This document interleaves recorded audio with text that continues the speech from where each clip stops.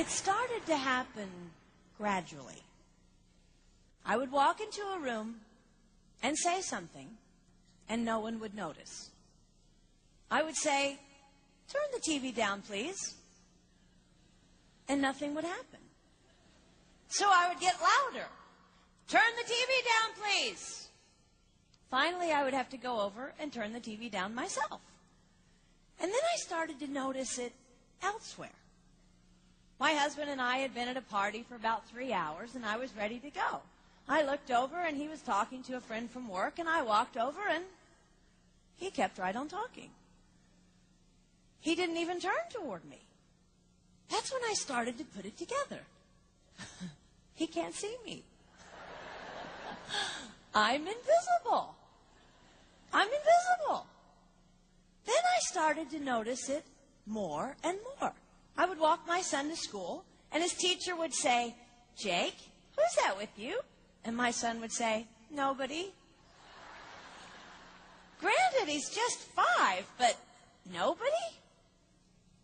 One night, a group of us gathered, and we were celebrating the return of a friend from England. Janice had just taken this fabulous trip, and she was going on and on about the hotel she stayed in. And I was sitting there looking around at the other women at the table. I'd put my makeup on in the car on the way there. I had on an old dress because it was the only thing clean, and I had my unwashed hair pulled up in a banana clip, and I was feeling pretty darn pathetic.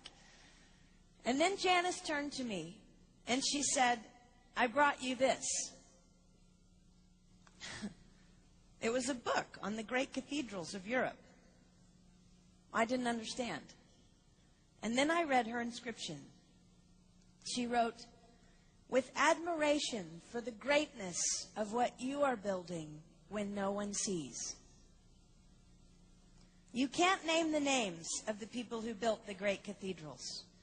Over and over again, looking at these mammoth works, you scan down to find the names, and it says, "Builder, unknown, unknown, unknown." They completed things not knowing that anyone would notice. There's a story about one of the builders who was carving a tiny bird inside a beam that would be covered over by a roof. And someone came up to him and said, "Why are you spending so much time on something no one will ever see?" And it's reported that the builder replied, "Because God sees." They trusted that God saw everything. They gave their whole lives for a work, a mammoth work, they would never see finished. They showed up day after day. Some of these cathedrals took over 100 years to build. That was more than one working man's lifetime. Day after day. And they made personal sacrifices for no credit. Showing up at a job they would never see finished, for a building their name would never be on. One writer even goes so far as to say no great cathedrals will ever be built again because so few people are willing to sacrifice to that degree. I closed the book, and it was as if I heard God say, "I see you. You are not invisible to me.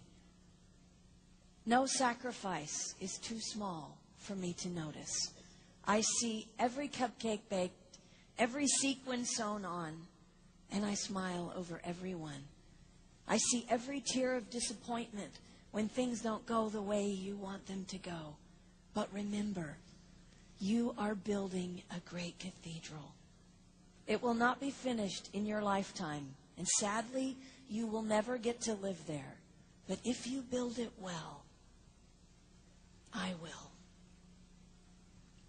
At times, my invisibility has felt like an affliction to me. But it is not a disease that is erasing my life. It is the cure for the disease of self-centeredness. It is the antidote to my own pride. It's okay that they don't see. It's okay that they don't know. I don't want my son to tell the friend he's bringing home from college, "You're not going to believe what my mom does. She gets up at 4 in the morning and she bakes pies and hand-bastes a turkey and she presses all the linens." Even if I do all those things, I don't want him to say that. I want him to want to come home. And secondly, I want him to say to his friend, you're going to love it there. It's okay that they don't see. We don't work for them. We work for him.